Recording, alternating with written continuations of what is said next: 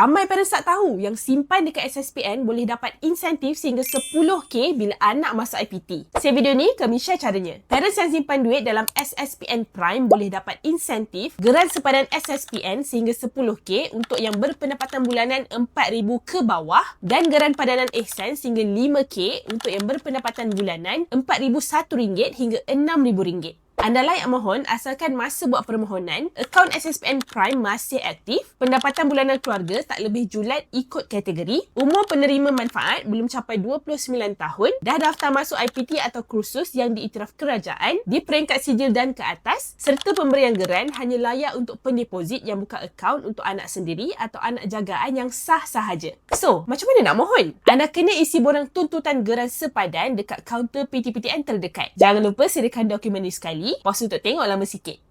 Take note yang permohonan geran padanan ihsan dibuka sehingga 31 Disember 2026 sahaja. Boleh tanya soalan kat bawah kalau ada part yang kurang jelas. Okay? It's Central That Explain. Jangan lupa follow.